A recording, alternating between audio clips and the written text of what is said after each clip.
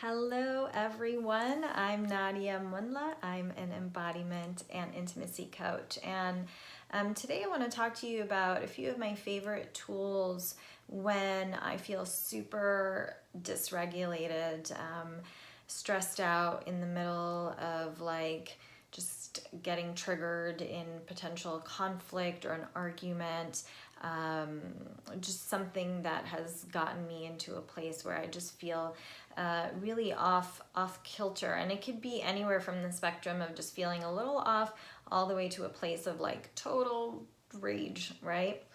And these are simple somatic tools to essentially switch gear shifts in your mind, right? So in our nervous system, just quick science lesson here, so that you really understand why these very, very simple tools actually work, because often our mind likes to go like, it's not fancy enough.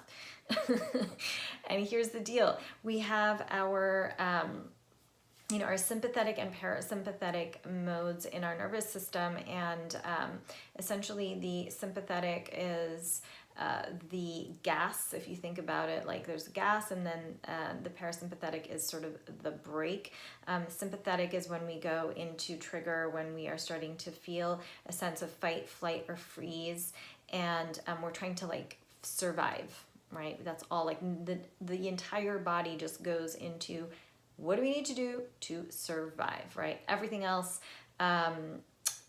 becomes secondary, versus when you're in parasympathetic, when you're totally regulated, it's like rest and digest mode, meaning that your body can go back to normal, into regularly scheduled programming, right? So it digests well, it rests well, it's all the organs are functioning beautifully. But when you're in sympathetic, everything cancels out, your cortisol and adrenaline go up, everything else sort of goes on semi-pause, while your body attempts to gear up to essentially fight or run the hell away from a predator that's coming at you, which isn't really more often than not the case anymore, but we just go into that mode when we are in conflict, because we feel like maybe our survival is threatened in some way, even if it's just an emotional thing. So the reason why these tools are so great is because we have these, the reptilian part of brain, which is really connected to taking us into fight or flight mode. And then we have, there's a lot of other pieces of the brain. It's a very complicated structure. However, to simplify it as much as I can, we also have this sort of neocortex part of our brain that is more responsible for ideas and concepts and language and words and that sort of a thing.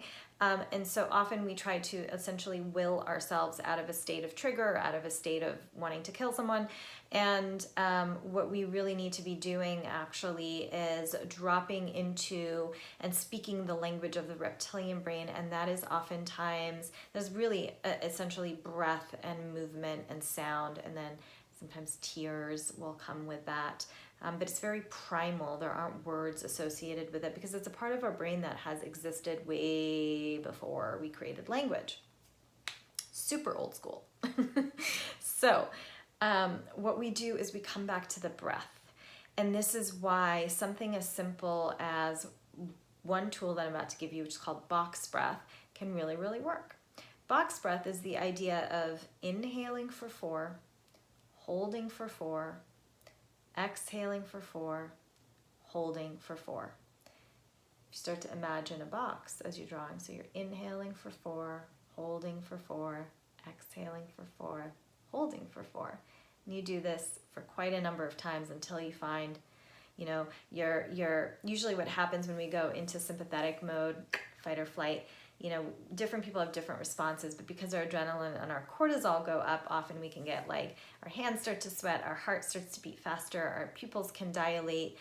There's quite a number, our body might heat up because there's a lot of energy coursing through. So whatever's going on, you want to do the box breath until you find yourself back to a place of regulation. Another one that I love is simply inhaling for a certain number of counts and then exhaling for double. So let's say we inhale for 4. If we're using that again, inhale for 4. 1, 2, 3, 4. Then we exhale for 8. 1, 2, 3, 4, 5, 6, 7, 8. Inhale for 4. 1, 2, 3, 4. exhale for 8. You get it, right? So those are 2 breath-related somatic tools that I love. And the last one that's also a somatic tool I love, and of course that can involve breath as well, because hopefully you're breathing. I just mean you could actually bring in these other pieces too. But it's actually just bringing your hands on your heart, closing your eyes, and just checking in with the younger version of yourself. So visualizing, if you've never done this before, you would do it for the first time, but then you would constantly be checking in with a version of yourself around the age of 4 or 5. If you don't remember yourself at that age, just imagine who you think you were at that age. You don't have to actually know to connect with, her spirit. And just going back in and breathing and seeing her and just asking her what she needs in this moment. And often what will happen is she just needs to be heard or felt or seen, which is a very quiet, often nonverbal experience, which again is why, there's the somatic element of bringing your hands on your heart. So you feel held, you feel comforted, but also there is a part of your inner little girl that is essentially just highlighting, that's bringing up the emotion that perhaps you did not want to feel, right? So these are my 3 tools for regulating yourself when you are finding yourself a little off. Let me know how it goes. Try them next time, 1 or all 3. I sometimes do all 3 together. And let me know how it goes when you get a chance.